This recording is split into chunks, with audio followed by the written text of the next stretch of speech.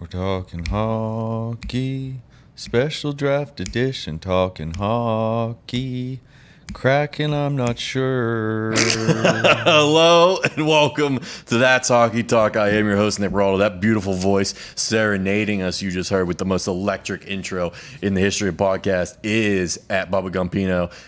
Gump, how are you doing? Wild week in hockey, my friend. It is a wild week. We are in draft weekend. We just got done with the expansion draft. Now it's time for the amateur draft tonight. We'll see who the new faces of the league are going to be, and then maybe some trades. We've had a few trades already, but I don't think as many as people thought with the expansion draft and with the entry draft now. I thought we'd see a lot more movement. Yeah, what I mean, so I thought the Kraken would be moving and shaking here. Granted, we're recording this now Friday afternoon. If you're watching on YouTube, it's probably Saturday morning you're catching this. So all these trades will probably break during the draft or as we're doing this. Yep. But we got a few trades to talk about so far. And then something that's got to be just eating at you, just has to be killing you inside. What do you got? The downfall of Les Habitants after the Stanley Cup final. What's going on? The captain, Shea Weber, he's taking next season off due to his injuries. Retire. Sounds like he's going to retire. Bergevin made it sound like he's done. Yeah. They exposed Carey Price in the expansion draft. Some would call it a clever move. I said they're probably just trying to get rid of that salary because they don't want to pay him $10 million for the next 5 years after a couple mediocre seasons. But great playoff runs. He's been great in the playoffs, subpar in the regular season by his standards, by Carey Price's standards. Arguably got outplayed by Jake Allen, who they chose to protect. And Kerry Wade does no movement to be a good team guy and all that. That's but my Kerry. I still think they would have been all too happy if the Kraken would have taken that contract off their hands. This is what makes what Tampa Bay did so impressive, right? Yeah. Like running it back to back. You saw what happened with the Stars this year. They were dead. They didn't have Sagan. You know what I mean?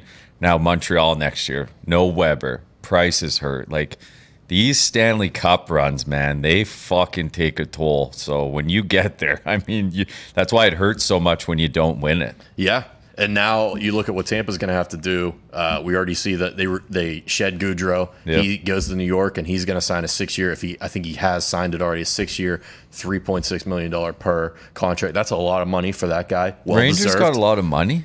Yeah, because they got a lot of young guys. Yeah. They have Panarin on the big contract, but they have a lot of other like young guys that are on entry level deals, basically. So they got some money to play around with. GOODROW. That's a lot of money for him. But again, coming off the 2 cups, he's shown what he's worth in the playoffs. Probably an overpayment, but at the same time, if he gets in your lineup and you win some more games, and that's that next step that we're going to take. Getting a guy like that who's been to the playoffs recently and can show the young guys what it takes. That's a guy in the locker room too, right? You pay for a guy who's been there, done that. I mean, it doesn't really get talked about enough, but a guy like that who's in the locker room, has been there before, morale, ups and downs of a season, a guy like that is massive. It's essentially the same contract that Brandon Tanev signed when he came to Pittsburgh. Yep. People were up in arms about it. You say, you're giving a 4th liner, maybe a 3rd liner, this much money and this much term. You can't do it. Well, he did it. And then the fan base fell in love with him because he skated his ass off and he hit everything that moved, and he's one of the only guys on the ice that does that. Now he gets exposed in the expansion draft. People are upset. He gets taken. But then you start to realize, oh, okay, it sucks in the short term, but which is unfortunate because that's what Pittsburgh's trying to do, turn it around quickly and play to the last few years of Crosby and Malkin's career here. So you lose a good player in the short term, but you get that contract relief. So now they have a little bit more cash to spend in free agency. And you look at, in my mind, you can't spend $3.5 million on a 4th liner. No. And I love Brandon Tanev. I love the way he plays. But that contract, it's nice to be rid of that. And I think that's where Montreal was thinking the same thing. Like, it's nice to have Carey Price, but it'd also be nice to not have to spend $50 million over the next 5 years on the guy. Can we talk about how the hell Vegas is exempt from this thing? This was eating you alive. I mean, they're one of the best teams in the league. Come on. But they only came into the league, 3-4 years ago? They couldn't lose a fucking player, dude. I think when they came in, the Seattle talks were happening, but they were at the very infancy level, and I think they knew this was coming down the line, so I think they gave Vegas that sweetheart deal, like, hey, you're coming in, we're going to have another team coming in here shortly, don't worry about it, you'll be exempt. But probably didn't expect Vegas to do as well as they have. Exactly. And I understand your point. I didn't have a problem with it, but I could see how they should have been in the Stanley Cup this year. They made it to the Stanley Cup in their inaugural season. Probably should have had to pay like the rest of the teams did. They were gonna. What are they gonna do with that goalkeeper situation? I don't know. I think that's a situation people thought, okay, maybe they unload Leonard, maybe they try and move Leonard to Seattle. But like Seattle had their choice of goaltenders. There was no short. Like Carey Price was available. Ben Bishop was exposed. They go with Chris Drieger, who had the sensational year in Florida, splitting time with Bob. I think he's 28 years old. Oh, we're getting full-time Bob.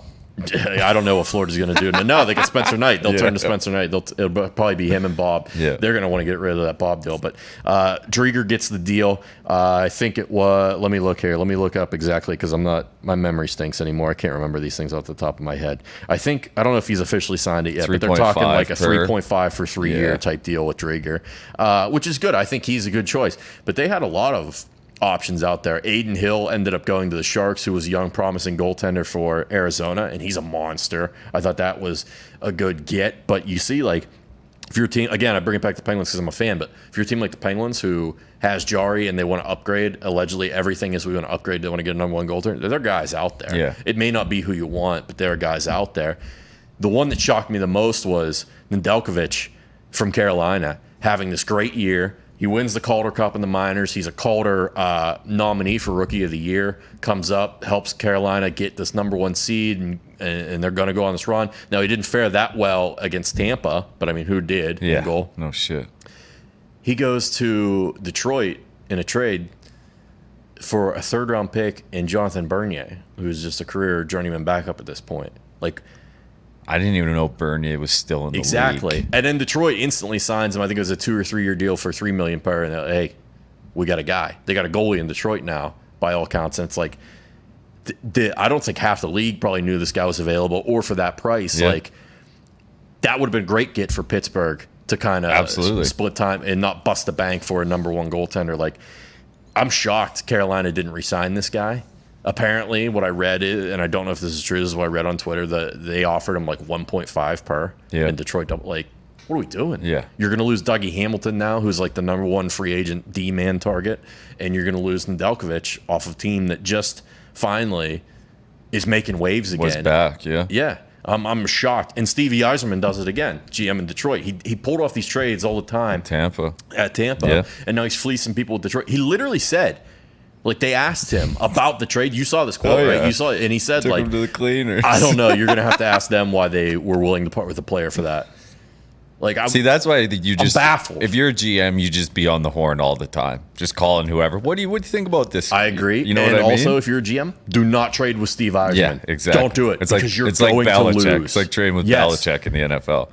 Stars losing Oleksiak is a tough loss. It is. One more thing on Yzerman. At this point, when you get a phone call from Steve Yzerman and he wants one of your players, you need to hang up the phone and sign that player immediately. Yeah. You need to realize, hey, why does he want him? What's wrong with this situation? You talked about Oleksiak. Him and Adam Larson from the Oilers were two guys the Kraken jumped out to early, used that period of exclusive negotiating rights that they had for free agency. None of the other teams have been able to negotiate with free agents yet. They have been able to, the Kraken. They signed Adam Larson and Jamie Oleksiak both to Oleksiak got a 5-year deal for 4.6 per. Not breaking the bank money, but solid money for a second pairing defenseman, which he's shown to be quite good at. Can move the puck. He can hit. He can score. Fucking unbelievable shot. Absolutely. I wish the Pen still had him. I'm upset they got rid of him. And Adam Larson, who has never lived up to his billing at where he was drafted, and he was traded for Taylor Hall. And I think everyone thought he was going to be back in Edmonton. That's another situation. Like, why was he? Like, why is Edmonton letting that guy go? I mean, Edmonton feels like they are in shambles, dude. That's I don't tough. know what's going on there. But the Kraken, they picked those guys up, and then those, I didn't know this, and I feel like I should have known this, and I don't think a lot of people knew this, though. It was not well publicized that if you sign these players who were free agents leaving their team, like we knew Oleksiak wasn't going to re-sign in Dallas, I'm pretty sure. But the Kraken signing him then became their pick from Dallas. Oh, so Dallas did not have. Yeah, Dallas did not have. Like, they protected certain guys. So they didn't lose. They didn't lose an active roster. So I didn't know that free agents were going to count like that, and I was pretty shocked to find that out. I felt like that should have been more well known. Is Ben Bishop a free agent, or is he still with the Stars? Let me look you on the spot here. Yeah, but if he can stay healthy, man, that guy is a fucking I thought weapon. He still had term left on his deal because he signed a big deal with them, right? Yeah. It was like a 7-year type situation. But let me look. Ben They Bishop. signed Khudobin to that big one too. Yeah, but his wasn't as big. It wasn't like a monster deal. So Bishop has, I believe, 2 more years left. That's someone He's I could 34 see years somebody old. get. If I was the Penguins, I would go after a guy like that. There's- If you're going to keep Jari, if you're going to It keep sounds Jari, like they are going to keep Jari unless they can unload him in a deal and maybe platoon him with somebody. They, by all accounts, though, they want a true number one. Yeah. They want a guy. Ben Bishop would be a good guy to get. Perfect fit. But he's hurt all the time. But if he doesn't Can't have, stay you know, healthy. if Jari can play, you know, if it's Maybe. kind of like a 60-40, I'm not sure 70-30. I'm not sure they're sold on rehabbing Jari though either. No. I think it's we'll keep him for now if we have to because he has proven he can play at the NHL. He's an all-star. It feels like but man, he'll- those meltdowns yeah. are. It feels like it'll be 20 games, sink or swim, and then they'll go from there. Speaking of your stars, they did re-sign Miro Heiskanen, favorite of mine. Yeah. I love this kid. He can play, long dude. term though. 8.5 per for 8 years. That's a big deal. Yeah. And now I think people are going to get more familiar with him. But man, he can move the puck. He's I love watching him unbelievable. knife through the zone and, Yeah. and jump up into the play and take over offense from the back end. He's one of the best at it. Another team that's making a move with defensemen, the Philadelphia Flyers. That just came through, didn't it? So this morning. just came through today. They trade a first-round pick, 13th overall tonight in the entry draft, and a second-round pick in 2023, and defenseman Robert Hagg off the roster for, I think it's pronounced Haig though, Robert Hagg, for Rasmus Ristolainen from the Buffalo Sabres, who he's got that skinny face and that sweet fucking hair. He looks like the Da Vinci's. Oh, yeah. Looks like one of the Da Legend. Vinci brothers. The Flyers are getting hammered right now Yeah. on social media by the analytics community primarily. Like Ristolainen, who is a guy who has put up some numbers, and I say numbers in terms of points. He's put up points playing on a poor Sabres team. Yep. They've not been good. We know this. But he's managed to put up some offensive numbers. He's got some goals. He's got some assists. Well, I'm looking them up here so I can be factual with my statements. Just last year on a terrible team, not that great. Okay, 18 points in 49 games played.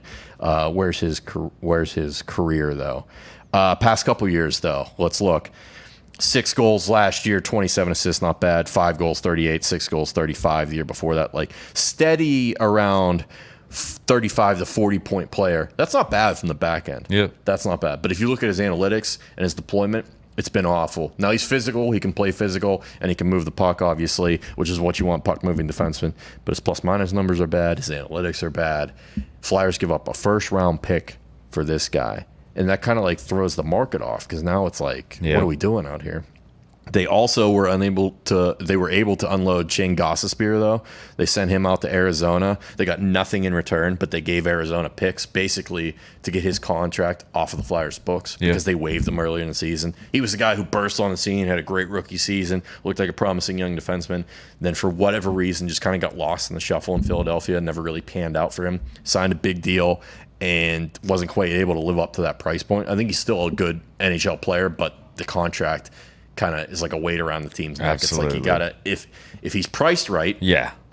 you can That's still the thing. use him. It And- sucks when everyone knows that you're just getting paid too much. Yeah, because everybody knows and they're not going to let you forget it. Let me go back and find the exact terms of that deal. Here it is. It was a second-round pick in 2022 and a seventh-rounder in 20. So not bad. Not bad in terms of getting $4.5 million off your books. But Arizona was not done. They were also buying up. They bought up Andrew Ladd's contract from the Islanders. This was a huge move for Lou Lamoriello. He gets his flowers for this. Everybody's praising Lou. It's a great move. The Islanders send Andrew Ladd's contract, a 2021 second-round pick, a conditional second-round pick in 2022, and a conditional in 2023 to get rid of Andrew Ladd off the books for the Islanders. Now they can be a little bit more of a player in free agency. And you look at a team that lost 1-0 in Game 7 of the I mean, the semifinal. Now again in the Eastern Conference Final, they're that close. Now they can get back there with the right free agent moves. The fact that they were that close with Tampa, man, after beating the Penguins, after beating the Bruins, like if they would have knocked off Tampa too, that would have been insane, man. Andrew Ladd has 2 more years at the actual money is 4.3. Who signed him to that contract? Is that from the Jets? No, the Islanders signed him. Islanders signed him. I think. I thought he signed with the Islanders straight, but like there was a while there because he had like that one good run, then he went back to the Blackhawks at the deadline. Remember that? And then because he was captain of the Jets, right? yeah, he had a good run in Winnipeg. Yeah, he did. And then again, he became the rental, went to Chicago, and then I thought it was the Islanders that signed him to that big deal, and it just never worked out. Must have been. Yeah, it was the Islanders. 2016, he signed a 7-year, $38.5 million contract. Jesus. And that was at the time where it's like people were still signing guys because he was older at that time too. Yeah, he was. And people were realizing now, like, you just can't do it. You just can't sign. I think they're doing it. They're still signing these deals in hopes like you can get out of them with the last couple years, and you can if you're willing to do what the Islanders just did: give up a couple picks, sometimes a prospect, and pay a team who's trying to reach the cap floor. And this brings us all back to Seattle, which we'll get to in a second with what they didn't do and then what they had the opportunity to do and didn't do. But Philadelphia also got Ryan Ellis, and I love this move. The Ristolainen one, not a great move for Philadelphia. It makes you tougher, but physically tougher. But you might end up with the puck in the back of your net a little bit more often with the way they choose to deploy him. But I love them getting Ryan Ellis from Nashville. He was a player. Man. Now they lose Nolan Patrick, former second overall pick, who never quite lived up to the billing, had some injury issues. He's had some issues. A change of scenery might do him good. Who goes to Nashville, and I believe Nashville flipped him immediately to Vegas for Cody Glass, who was the first pick in their franchise history, the first rounder. I think he was 7th overall, maybe. And now Ryan Ellis goes to the Flyers, and he's signed long term. I think he's making 6.5, something like that per for a long term. This is a good move for the Flyers. They get a long term puck moving defenseman who can score. This is what they've been looking for a long time. You can put them with Provorov. They'll be able to play together. They got good power play with those guys. I like that move for the Flyers, and that's coming from a Penguins fan. It's a good compliment. But the Ristolainen move kind of offsets that. It's like that probably should have been the price point for Ellis. What you paid for Ristolainen. Do we think Columbus is going to move Seth Jones before the season? I think they might move him tonight. It feels like you could get a king's ransom. Guy is a fucking weapon, dude. And now the analytics community is kind of turned on him. Yeah, I've seen that. Have you seen it? Yeah, he's not quite the darling but he's a good young. He's still young. He's still relatively young, and he's a good player. He can. I keep saying this. He can move the puck. Why do I keep saying it? Because that's what teams look for. Absolutely. They look for defensemen that can get the puck out of their end in a hurry, tape passes, that can shoot, score, skate with speed, and control the puck. That's what teams are looking for, and Seth Jones is one of those guys. Now, analytics, I'm not bashing it by any means, but a lot of it factors in how you're deployed and the roster around you. Some guys make players better around them. Other guys need to play with other good players to be good. I think this is a situation with Seth Jones. If you put him on a good team, I think his numbers will improve dramatically. Yeah, I don't think anybody would have put up decent analytic numbers on that Columbus team this year. Yeah. It doesn't matter who you are. Chicago moved on from Duncan Keith, sent him to the Oilers. Now, surprisingly, or unsurprisingly, I should say, they're probably going to be pushing for Seth Jones. I feel like they're a team that would go hard for Seth Jones. But there's going to be no shortage of a market. And Columbus is kind of at a disadvantage with leverage because everyone knows he doesn't want to resign there and doesn't want to be there. Any other trades we got to get to here before we get into Seattle? Zach Hyman from the Leafs is allegedly going to sign with, everyone's thinking it's Edmonton. Everyone's saying 7 years. 5.5 per. They were talking about doing a sign and trade, which is very rare in the NHL. It's more of an NBA thing. Yep.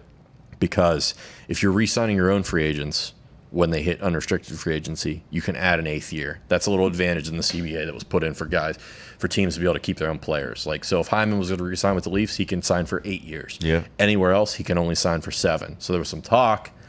Edmonton might throw something Toronto's way in terms of a trade to sign Hyman. Get that 8th year. Why do you want that 8th year? Well, it lowers the average annual value, which is how the cap is determined. They ship him off to Edmonton. They get a little sweetener, get a little pick in the deal. Maybe. We'll see. Yep. Toronto, of course, traded with Pittsburgh to get Jared McCann, who they end up exposing and losing in the expansion draft. But it's weird. You probably have mixed feelings about it if you're a Toronto fan because you didn't give up much. You give up a prospect, Philip Hollander, who may never play in the NHL, to get McCann from Pittsburgh, but you don't lose anyone off your roster in the expansion draft. But McCann's a decent player. Yeah. So let's talk about Seattle. I was disappointed. Yeah. I'll be honest. I was very disappointed with who they picked. Again, You look at this team on paper, it doesn't, it's a little underwhelming. Yeah. I think we thought there'd be some trades, and there's still time to come, Yep. and there's still free agency. Now, their exclusive window is dwindling down here because other teams are going to be able to jump in the free agency mix here real soon. So I was expecting a little bit more from Seattle, but I'm not surprised that Ron Francis is playing cautious and playing it safe because he came from Carolina where they were not a spend to the cap team. Yep. They were a budget team. They had limited resources in terms of cash value. I thought Francis might kind of carry over some of that mindset into Seattle, even though their owners have said, hey, you can spend to the cap here. We don't mind. Let's probably want to try and recreate what Vegas has done, but they didn't use the same tactics Vegas did. Vegas made a lot of side deals to get players, like getting Fleury, like getting Shea Theodore from Anaheim, where they say, okay, if you're going to protect that guy, that's fine. We'll take someone else, but give us a player, give us a pick. Yeah. Seattle didn't do any of that, really. That's the thing, is you saw what Vegas did and look at where they are. I just don't know how you don't follow that blueprint. I guess if it doesn't go as well as it did for Vegas, it blows up in your face. But still, man, you see that blueprint. I don't know how you don't follow what Vegas did. Exactly. Apparently, Francis was talking to teams about trades and about deals, but he wanted the prices were astronomical, is the word that everyone keeps using. At some point, Ronnie, you got to come off a little bit and just get anything you can, because what you have in terms of the cap availability and the cap space to take on a bad contract or two. You have one chance at this. You know what I mean? Like your franchise is never going to get to experience what is happening ever again. Now maybe he's smarter than both of us and he's waiting until this draft comes around and he's going to catch a team that's willing to, okay, we can't do it anymore. We'll give you this to take this contract. Or he's going to wait till free agency kicks in and some team says, hey, we really want this player. We can't afford him. Let's get Seattle to take him and throw something their way to take a bad contract off our hands. But I was shocked there wasn't already happening. There also just wasn't a flashy pick, I guess, is you know what I mean? Yeah. Like even if you took Tarasenko, you know what I mean? They didn't take that flashy player that everyone thought they would. So you could have taken Carey Price, who has a big contract, but is apparently injured, and flipped into another team who might have been interested. Eat a little bit of Carey's contract, flip into another team for a good young player or picks. You could have done that with Tarasenko, who apparently had a no movement clause, though. So if he goes, and then he could dictate terms when he's in Seattle, which would have been frustrating. But it seems like they just went the cautious approach, and it seems like they're very analytically sound because the analytics community loved what they did. Yeah. And they went with a lot of players who are analytics, not darlings, so to speak, but like have very good underlying numbers. Yeah. Which is fine, but you had a chance here to jump right out of the gate. And I guess they're not worried about marketing or selling tickets. I mean, their season tickets sold out in, 12 minutes, I think they said on the broadcast, which is good. But it just felt like you needed a little more firepower in this lineup because a lot of they're going to be very hard to play against. I'll say that. We'll read off some of the highlights of the roster here in a little bit. They're going to be very hard to play against. They got good two-way players, fundamentally sound players. I think scoring is going to be a problem for them. What they do have going for them is a weak Pacific Division. Yeah. So basically the realignment, what's happened with the realignment is they've taken Arizona out of the Pacific Division and slid them over into the Central. Yeah. And they've placed Seattle in the Pacific Division. And now the league's even again. All the divisions are even. Vancouver's in Seattle opening night, I think. Yeah. I believe. And then they got Vegas very early on in their schedule as well. Yeah. So let's look here. From the Islanders, they took Jordan Eberle. That's a good pick. That's a great two-way player who can score some goals. Jared McCann, who we've already talked about, it was tough for the Penguins to lose. Toronto would have loved to keep him, I'm sure. He's a good player. He can score. Yanni Gourde, who I think is, in my mind, the best forward that they were able to pick up off the Bolts, who's making a decent chunk. He's making $5 million a year for 4 more years, but he's got shoulder surgery. They're talking about him not being ready to go until like November. Jesus. They get Colin Blackwell from the Rangers, who's a solid young player. He's 28. He's not gonna like light it up, but he can play. He's tough to play against. Mason Appleton, who kind of had a big year for Winnipeg, he was kind of a surprise. Jonas Donskoy, or as Sean Kemp called him, Jonas Donskali. What they did to that man. Why didn't they give him a jersey? I mean, it was bad enough you trot out Peyton and Kemp after you kicked the Sonics out of town. You can't even get the guy a fucking shirt that fits. My He lord. they should have been calling him the glove, dude, because he squeezed into that shirt like a glove. That thing was so tight. That T-shirt was vacuum sealed, painted on him. Why couldn't and maybe Sean was like, yeah, that's fine. I'll just throw it on. But like, someone Help had to a have some guy out, self-awareness. dude. There's Give him a jersey. anything. Give him a big baggy jersey. Give him a fucking quadruple XL hoodie, dude. Like, They got Callie Yarncroke, though, who Marshawn Lynch announced that pick. And he was like, his first pick, right? And Kevin Weeks was like, yeah, whatever, just go with it. He's like, yeah, it's first pick, Callie, my boy Callie. Who's, again, a good two-way player, can score a little bit, but he's not going to light it up by any means. They get Tanev, another situation where Tanev, he didn't score a lot of goals for Pittsburgh, but he scored some pretty big ones. Oh, yeah. Good timely goals. a lot of juice. Tyler Pitlick, who was the one guy who they did take and then flipped to Calgary for a fourth-round pick. They got Jeremy Lawson from Boston. There was some talk there. Maybe they go after like Krejci, who was a free agent, and they didn't do that. Vince Dunn instead of Tarasenko, but by all accounts, Vince Dunn is going to be a great defenseman in this league, and now he was behind some guys in St. Louis. Now he gets a chance to shine. Alexiak, as we mentioned, I like their decor. Mark Giordano from Calgary, he's not a Norris caliber player anymore, but he's probably going to be their captain. But it's just like you said, there's just not that guy that jumps off the paper that's going to score fucking 30 or 40 goals. You know what I mean? No. They got Unless they make it. I mean, they could still make moves, right? They got Hayden Fleury, who was former, I think he was a draft pick of Francis. He was 7th overall. Carolina ended up moving on him. He went to Anaheim. They pull him from Anaheim. And then a lot of guys, the guy they got from the Flyers, Carson Twarynski. Guy's a weapon, dude. I don't even think the Flyers knew who he was when Seattle that's who you're taking, because the Flyers left some guys exposed because they wanted to shed some contracts, and they're kind of trying to flip it to a younger team. And I was very surprised with some of the choices made. I will say I feel like they're good on the back end. Yeah. And Drieger's solid in net. We'll see if he's as good without that team that Florida had in front of him. Yeah. And they got Vitek Vanacek from the Capitals, who surprised everybody and had a great year until he got hurt in that playoff game. Yeah. They get Joey Decord from Ottawa, 24 years old. He's the third goaltender. And then, like I said, we'll see what they do now with free agency and the draft coming up. Maybe they make some moves. And they're picking third overall or second overall? I'm not positive. I think it's third overall. Because Buffalo, thank God they won that lottery and got their first overall pick, because that's a franchise that needed that. Yeah. Needed that.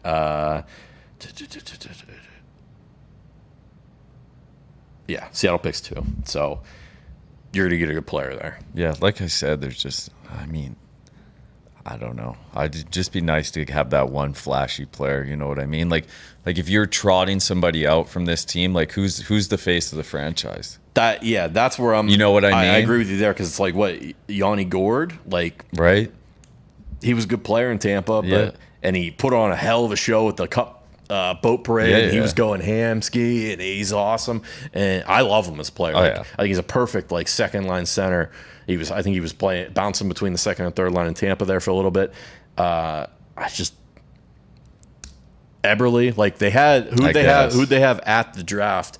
The guys they were able to get in early: Eberle, Tanev, your boy Alexiak was there, Fleury was there, Hayden Fleury, and they had the jerseys on. They came out.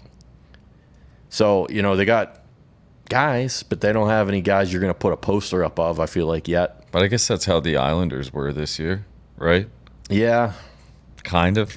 Maybe. But they got Barzal. That's a guy, I know he's not known outside the hockey community, but if you're a hockey fan in New York, you know who he is. Absolutely. You're going to pay money to see that guy.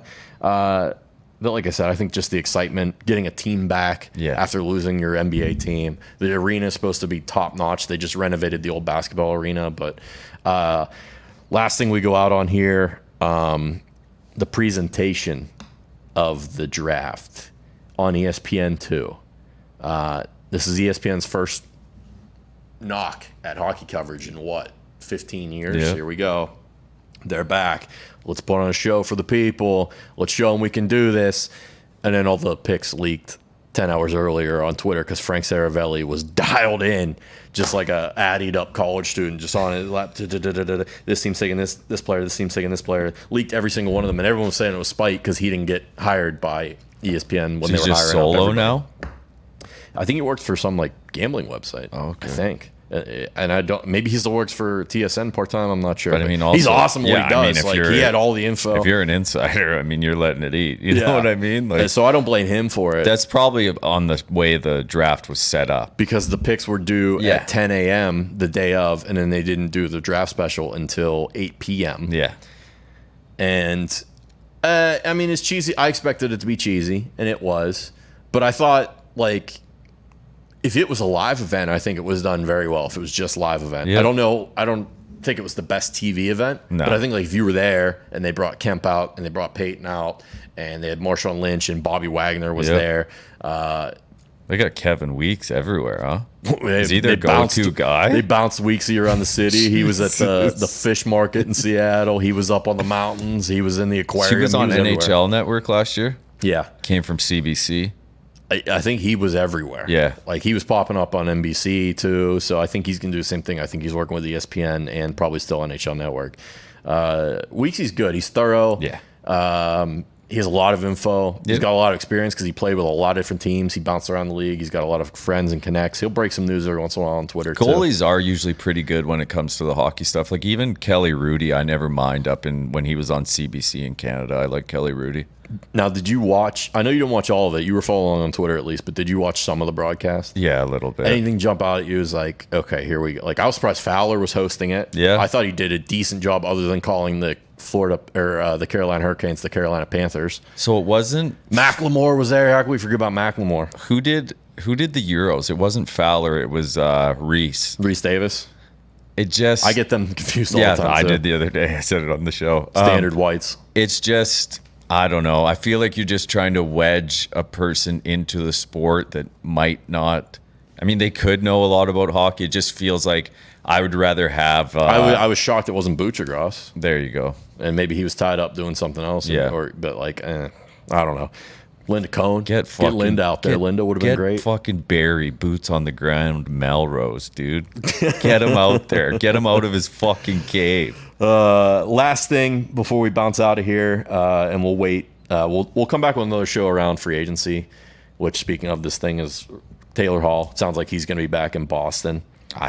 You can't give that guy 4 years, man. There was talk of a 4 to 5 year deal at around $5 to $6 million per. You can't give that guy more than 2, man. You can't. I'm okay with giving him term if the money is low. Less. I just feel like he was great in Boston. Unbelievable. He exceeded everyone's but he knew he was playing for this. Yeah. Like anytime he doesn't need the money. He's been paid multiple times, big deals. Yeah. If I was a Bruins fan, I'd be worried about giving him $6 million a year for the next. I'd rather give him 2 years 6 per than 4 years 4. I would rather do that. See, I'd rather go 4 years. You go 4 years 4? Yeah. But maybe they re-sign Krejci and they recreate that depth that they had. I don't know what's going to happen with Krejci. Free agency is another hot topic here. There's a couple guys that are still out there. Ovechkin's not going anywhere. They left him unsigned to protect a different player in the expansion draft. He was never going to sign with Seattle. He's never going to get traded there. His new deal will be announced, and I don't know what it's going to be. I don't know what the term's going to be or how much money it's going to be. Remember, he set the standard with that $100 million deal he signed the first time. But he's definitely going back to the Capitals. I lost my free agency tracker. I lost it. But there's guys out there. Dougie Hamilton is going to be the big name that everyone's looking to see where he ends up on D. We talked about Seth Jones. That's going to be a trade situation. It's always interesting to see where the older guys end up, too, who are out there. Corey Perry, who said he wants to come back to Montreal. Will he? I don't know. I mean, you can say all the right things, but until deals get signed, Landeskog, that's another big fish out there. Who I mean, Corey Perry signs for your team. You're going to the Stanley Cup. A lot of people, you might not win it, but you are going to the Stanley Cup. A lot of people have linked Landeskog to the Islanders. Yeah, Lou might be in play for him there. Zach Hyman, we talked about going to Edmonton. I'm just scrolling down a list here. Grubauer is going to need a new deal. So this got pushed back because of the the season ended later, right? Yeah. 'Cause I remember it was normally always this is Canada Day. So July 1st, when we right? had Canada Day, it was July 1st, and everyone be getting all boozed up watching all the fucking hockey free agency. It was the Tyson best. Barrie, your boy, there's talk of getting him back in Edmonton. Where was he last year? Edmonton. Oh, he only signed a 1 year? Mm-hmm. There's always been talks of him coming back to Vancouver. Because remember, he played in Toronto. Yeah. And then I think everyone thought he was going to sign another like long-term deal, but he signed that 1 year deal in Edmonton because Yeah. I think he thought, hey, let's juice my numbers playing with Yeah. David and then sign another He had big a deal. tough go in Toronto. Who else is out there? Krejci's out there. Philip Deneau. Yeah. Canadians are expected to lose him. I don't think he's coming back. He's supposed to get decent money. So Kyle Palmieri, I'd expect him to resign with the Islanders. He seemed like a great fit there. So again, once free agency shakes out, we'll go harder in terms of who went where, how much, and what we think. We'll react to all that once that breaks down. But sorry we didn't get AQ on. AQ's busy celebrating. He just got his Super Bowl ring last night. Blacked out.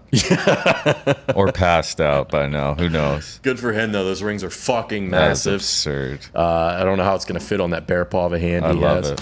But happy for him.